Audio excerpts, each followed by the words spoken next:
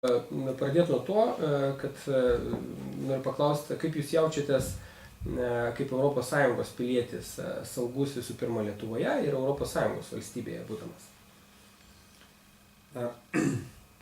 Aš manau, kad gerai to žodžio prasme, bendras saugumo jausmas stiprėja ir manimas, kad valstybės apskritai, ypač vidaus saugumo reikalai, tolydžio tvarkosi su socialinės ekonominės padėties stabilizavimu, ką mes ypač matome po krizės laikotarpiu.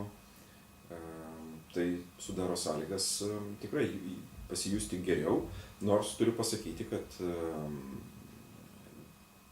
besitęsianti diskusija ir tarp teisėtvarkos pareigūnų dėl jų aprūpinimo ir jų garantijų užtikrinimo kelia klausimų dėl, sakyčiau taip, dėl institucinio efektyvumo ir sugebėjimo struktūrų veikti taip, kaip turėtų.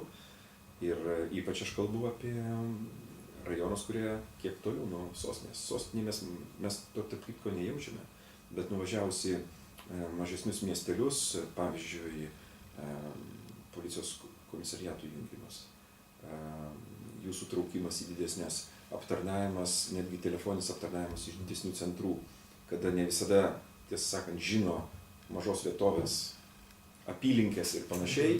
Man pačiam teko neseniai kalbėtis tą temą ir Prienuose, tai sudaro pagrindo tikėtis, kad mes šitos dalykus turime spręsti ir tikiuosi rasime sprendimus. Ačiū. Tuomet norėčiau paprašyti jūsų vertinti 10-balėje sistemoje viešojo saugumo būklę ES ir žinoma Lietuvoje. Kaip jūsų akimi atrodo ir komentuokite plačiau. Vertinimas mano būtų matyti į gerą pusę, į geresnę pusę, bet apimtis būtų, aš sakyčiau taip, tarp 6 ir 8. Kodėl? Todėl, kad skirtingi aspektai turi savų niuansų ir specifikos. Pavyzdžiui, aš į tai įtraukiu, tarkime, ir migracijos procesus. Pietų Europa yra tiesiog sprogdinama ta nelegalia migracija. Migracija iš Šiaurės Afrikos. Vėliau pasklidimas po kontinentinę Europą. Šiame regione, Baltijos regione mes mažiau tai jaučiame, nors turiu pabrėžti, kad negalime užsimerkti ir matome pastoviai atvykstančius pabėgėlius.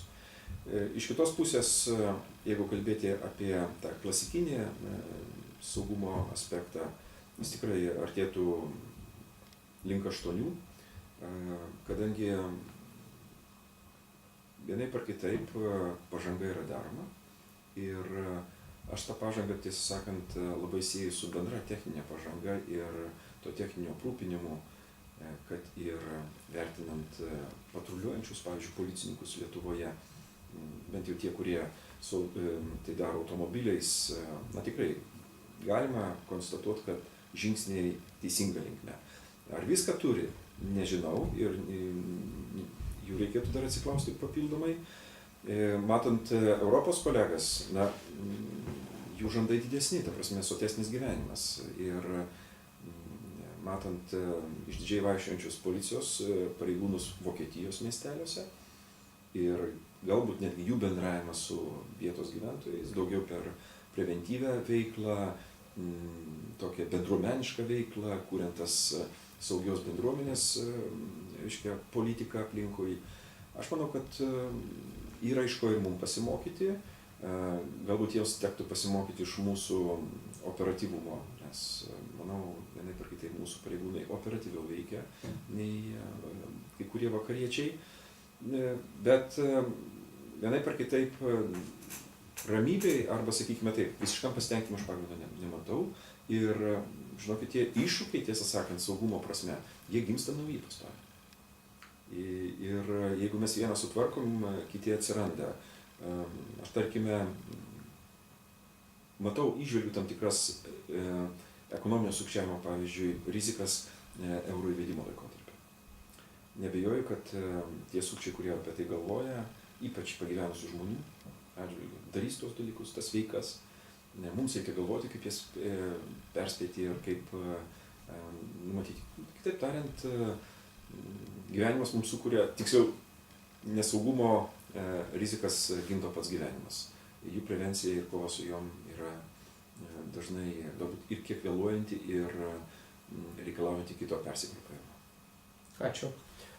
Tuomet išskirkite 3 svarbiausias ES ir Lietuvos, vėlgi ypač pabrėžiu, problemas ir kaip siūlytumėt jas spręsti.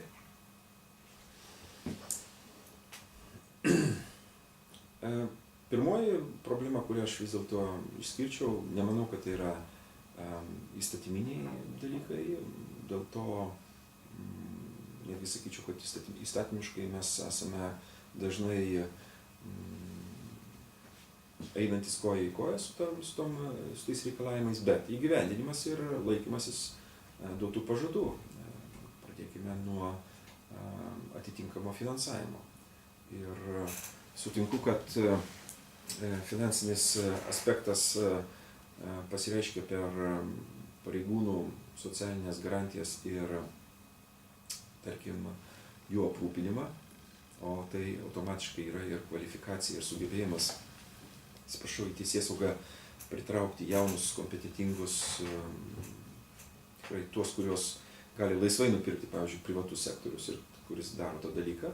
Tai biudžetinė prasme aš tikiuosi, kad mes eisime neatsilikdami, nes vidaus saugumas yra šalies bendro saugumo dalis. Mes dabar prakalbam apie gynybos finansavimo didinimą.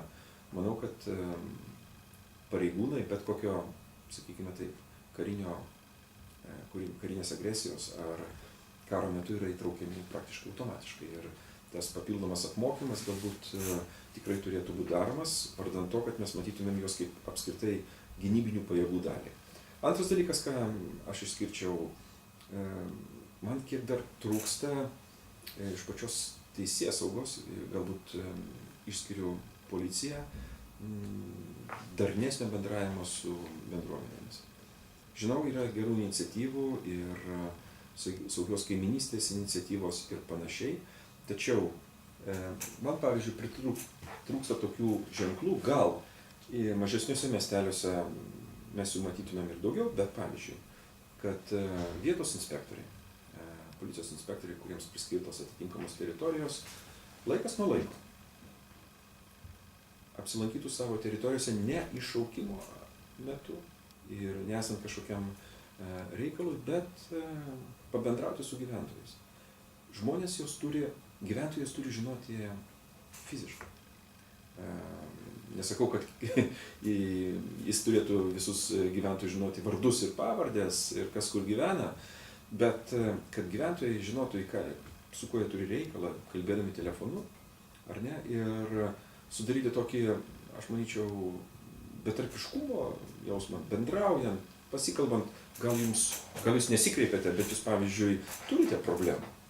Triukšmas tenai koks nors, ar kokie nors kiti smulkūs, sakyčiau, pažeidimai, kurie beje daugiausia sudaro to erzelio žmonių pusėje, ar ne?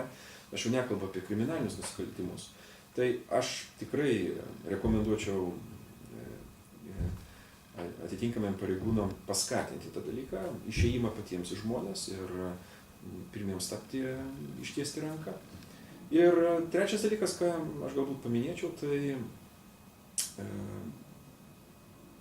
mane šiek tiek neramina, sakykime taip, ankstyvas patyrusių pareigūnų pasitraukimas į taip vadinamą pensiją. Sutinku, kad policija reikalauja atitinkamų netgi fizinių savybių ir panašiai. Su amžiumi mes visi žinom, kai kurių netenkame tokių privalumų, bet aš vis dėlto visais įmanomais būdais siekčiau, kad patyrę darbuotojai pasiliktų, kad jie nebūtų skatinami išeiti. Atitinkamai randant jiems vietas, jie gali puikiai dirbti mažiau judrų darbą, mažiau fizinių poreikių reikalaujantį. Kitaip sakant, jaunesni gali pareigūnai atitinkamai imtis tų pareigų ir atlikti tas funkcijas, kur reikalauja daugiau fizinio, o tuo tarpu patirtis pasiliktų gal kabinetuose, dirbtų kitą darbą, bet tas, kaip sakant, papildymas patirties ir jaunystės, aš manau, duotų tą kokybę, kokios mums kartais trūksta. Ačiū. Jeigu taptumėte Europos parlamento narių, ką nuveiktumėte teisėsaugos labui? Kokie būtų jūsų darbotvarkė? Pirma, tai šiaip aš turiu pasakyti atvirai, jeigu taip atsitiktų ir man tektų Lietuvą atstovauti Europos parlamente, aš rinkčiausi arba užsienio reikalų komitetą, arba komitetą susijusi su ekonomika, galimai finansais. Kadangi esu ekonomistas, man ir tuo pačiu buvęs diplomatas, tai man tai yra suprantami dalykai ir labiausiai šitose dviejose srityse aš galėčiau kažką tai padaryti konkretaus. Užsienio politikos srityje mano apskritai bendra nuostata, kad ES ypatingai turi didinti bendradarbiavimą su kaimynėm valstybėm, tom, kur turi konkrečias sienas. Žinome, kad kalbėkime dabar apie rytų partnerystės visas valstybės. Nusikalstamumas sienas peržengia kaip taisyklė labai efektyviai, skverbiasi į tarptautinius tinklus ir panašiai. Tai bendradarbiavimo to paskatos ir pagalba tom valstybėm, kad kova su nusikalstamumu vyktų tose valstybėse, o mes nelauktumėm, kol jis atvyktų į ES, turėtų būti daromas. Iš ekonominės pusės aš pasakysiu taip, aš dėčiau pastangų, kad ES biudžete atsirastų tam tikrų lėšų, daugiau lėšų bendradarbiavimui, kuris galbūt susijęs ir su Europolu, Eurojustu, bet pinigų pasiliktų ir, sakykime taip, teisėtvarkoje, aprūpinimo prasme ir panašiai, nes socialinė ekonominė gerovė negali būti matoma kaip tikslas atplėštai nuo, kaip jūs paminėjote, saugumo. Ir susėti tuos dalykus reiškia, turi būti geresnis aprūpinimas, galbūt platesnis unifikavimas tam tikrų standartų. Policijos prasme nematau čia problemos, man atrodo, techniškai tas yra pasiekiama ir nebūtų jokių, sakykime taip, nesusipratimų su nacionalinė tvarka, bet kadangi turime Europolą, tai, manau, bendra kova peržengiant sienas ir, tarkime, paieška ir bandymai veikti operacijų metu, ne vien tik preventyviai, bet ir, sakykime, sulaikant ir panašiai, reikalautų tos platesnės standartizacijos, o tai reikštų, kad ES turėtų ateiti su didesnėm finansiniam lėšom ir tikrai prisižadu, kad tą klausimą kelčiau, inicijuočiau ir siekčiau, kad būtų išspręstas. Dėkuoju. Sakykite, ar žinote, ko labiausiai trūksta šiandieną statutiniams pareigūnams Europoje ir aišku Lietuvoje labiausiai domina ir su kokiais sunkumais jie susiduria kasdien? Prisipažinsiu, nesu šitų komitetų narys ir Teisės ir teisėtvarkos komitete lankausi tik tai kaip pakaitinis narys, kada reikia pakeisti vieną ar kitą kolegą, bet bendros nuojautos mano yra realios, aš kaip ir minėjau, manau, tam tikrų socialinių garantijų ir sakykime, finansinio aprūpinimo reikalai buvo, yra ir matyt artimiausiai bent jau vidutiniam laikotarpį išliks.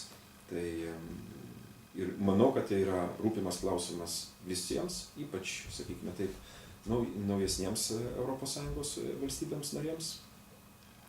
Tas jaučiasi ir matosi, lyginant juos su kitų kolegų aprūpinimu. O bendra prasme, aš manau, kad kadangi daugelis nusikaltimų, kaip čia pasakyti, virtualioj erdvėje ir nebūtent fiziniai nusikaltimai, bet prieš asmenų, kaip sakant, pajamas, prieš asmenų gerovę, prieš jų, pavyzdžiui, privatumą nukreipti.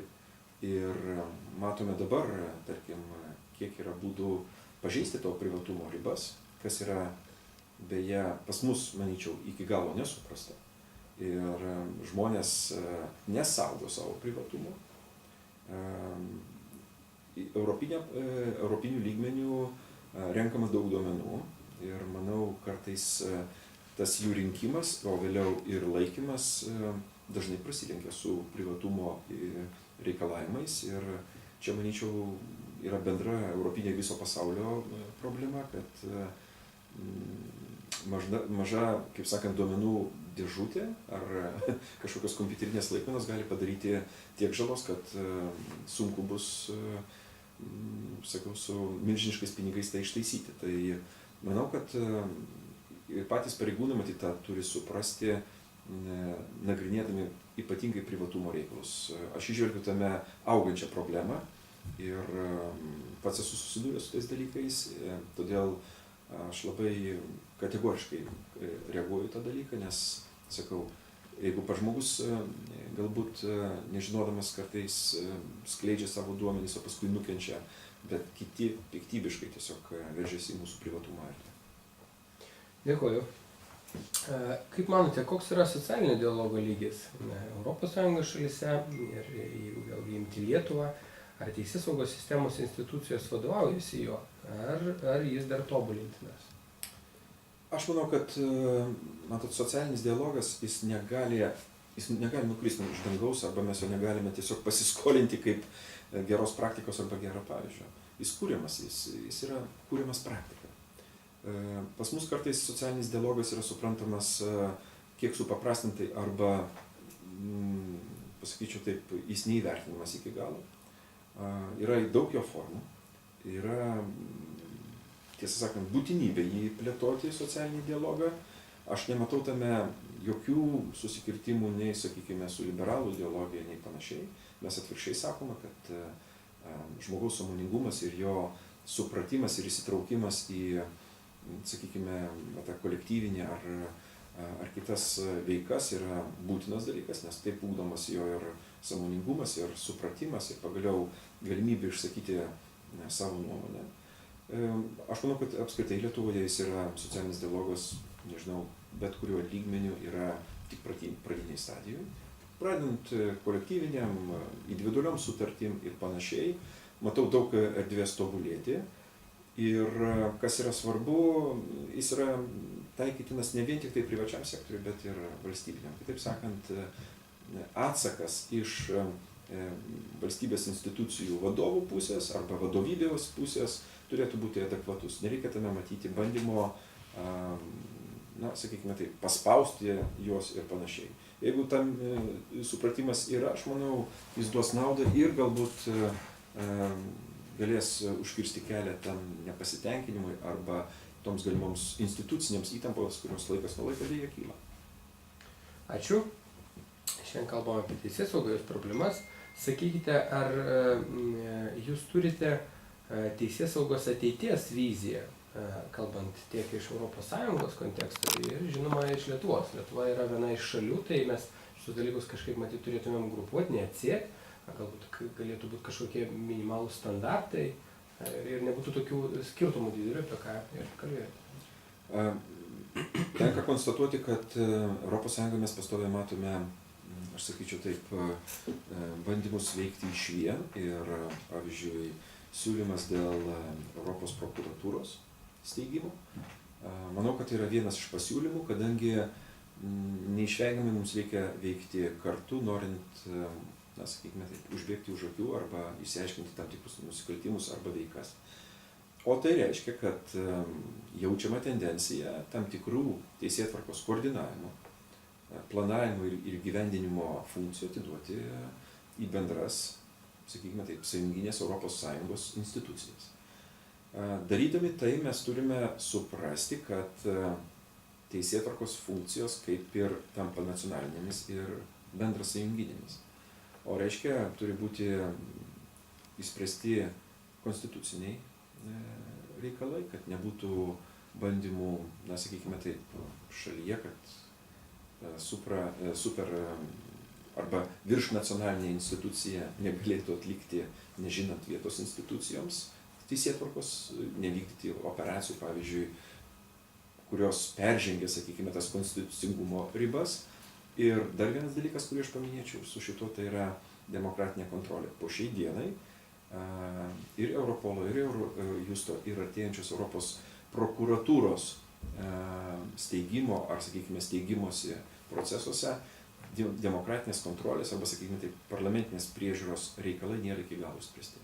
Pirma, neaišku, ar tai vykdys vien tik tai Europos parlamentas ir kokiu būdu arba kokiu laipsniu įsitrauks nacionaliniai parlamentai.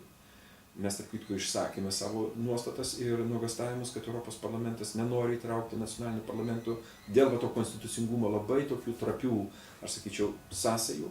Ir nematydami šito, aš galiu konstatuoti tik tai, kad tų institucijų greitesnis kūrimas negali būti atliekamas, kol neįspręsti šitie dalykai, nes atsitikus tam tikriems atvejams ir kilus įvairioms viešoms diskusijoms mes negalėsime paaiškinti, kodėl mes tą leidome. Tai aš matau ėjimą į viršnacionalinės ir teisėtvarkos srityje, tai yra matyti neišvengiama, nes vieninga ES rinka atveria galimybę atitinkamoms neteisėtoms veikoms plėtotis labai ir labai plačiai. Ir aš sakau, mane ypatingai kelia susirūpinę būtent to ekonominio pobūdžio nusikaltimai, kurie plinta kaip, aš sakyčiau, liga per visą Europą ir tiesą sakant nematau jokių kol kas pozityvių tendencijų. Ačiū. Jeigu taptumėte Europos parlamento nariu, kokiamis galiomis pasinaudotumėte, spręsdamas pareigūnų problemas? Geras klausimas. Nors jau sakiau, kad štai mano pasiryžimas dirbti tose komitetuose, tai antruoju, jeigu aš dirbčiau ekonomikos arba, tarkime, komitete susijusiu su finansais ir biudžeto reikalais, minėjau, tikrai būčiau tas, kuris teisėtvarką laikyčiau viena iš prioritetų.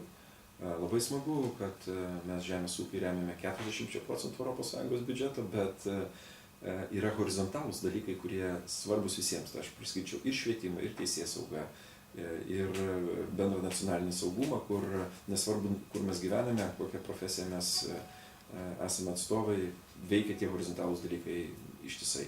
O dar vieną dalyką, tai, kurį tikrai man visada malonu daryti, tai būtent tą vidinį bendradarbiavimą tarp valstybių, nesvarbu senesnė, jaunesnė valstybė, jinai pietuose ar šiauriai, bendradarbiavimą, kontaktai, geriausios patirties pasikeitimai arba susipažinimai, tai aš manau, kad tai yra aktualu ir stengčiausi, kad atitinkamai Lietuvos pareigūnai būtų įtraukiami šitas veiklas ir imčiausi iniciatyvos, kad per savo kolegas, kurių yra daug, atstovaujančius atskiras ir partijas, ir regionus Europos, kad vyktų tie mainai, atvyktų mūsiškiai atskiras, užmegzti ryšiai, būtų mokomasi ir panašiai. Tai ir dar vienas dalykas, ko man tiesą sakant ypatingai Lietuvoje trūksta teisėtvarkoje, jeigu jūs palygintumėt, kiek Lietuvos pareigūnų, kiek kariškių mokėsi užsienio akademijose, kolegijose, karinėse, ir palygintumėt tą procentą, kiek atitinkamai teisėtvarkoje mokėsi, jūs pamatytumėt didžiulį disproporciją. Didžiulį disproporciją. Ir štai kolegijų tas mainai, aš manyčiau, tai yra privalomas dalykas. Labai gerai pamatyti, susipažinti, pramokti kalbas ir panašiai. Viskas yra reikalinga čia Lietuvoje, tai stengčiausi, kad tų mainų būtų daugiau ir mūsų, reiškia, tai policijos kadetai ar pareigūnai taip pat dalyvautų tuose programuose. Ačiū. Ir paskutinis klausimas. Koks būtų pirmas darbas, kurį tapęs Europos parlamento narių padarytumėte Lietuvos teisės saugos sistemos gerovės vardan? Matot, iš esmės mažai kas, kaip sakant, skiria tą bendrą europinį ir nacionalinį. Dažnai mes sakome, o kokį reikia, ką tu padarytum Lietuvai? Nes Europos parlamentarai, jie balsuoja Europos parlamente, ta prasme, tai yra Europos parlamento sprendimai. Ir siekti, kad jų kokybė būtų kuo aukštesnė, reiškia laimi ir valstybės narės. Nes neturi būti prieštaravimų iš esmės tarp europinių interesų ir Lietuvos interesų. O kaip ir sakau, anksčiau, tai tikrai stengčiausi, kad europinių, sakykime, tai programų, bendrų programų bendradarbiavimo, mokymosi, tobulinimo, aprūpinimo būtų kuo daugiau. Ir tikrai, būdamas Europos parlamente, ypatingai galbūt stengčiausi įsigilinti, kas dabar yra, kuo trūksta, palaikydamas ryšius su atitinkamomis Lietuvos institucijomis ir nebejoju, kad įsigilinęs į tą klausimą aš galėčiau padaryti tam tikrus pasiūlymus, nes jaučiu tam tikrą savo interesą padaryti ir tikrai turiu pakankamai atkaklumo, nes viena yra pasakyti, kita padaryti. Žinau, ką reiškia politikoje tie dalykai. Tai iš tiesų manau, kad galėtumėm puikiai bendradarbiauti šitoje srityje ir kaip ir mano kiti galimai kolegos, 10 kolegų, galėtumėm pasiekti Lietuvai gerų rezultatų. Ačiū Jums už atsakymus ir linkim sėkmės rinkimuose. Ačiū.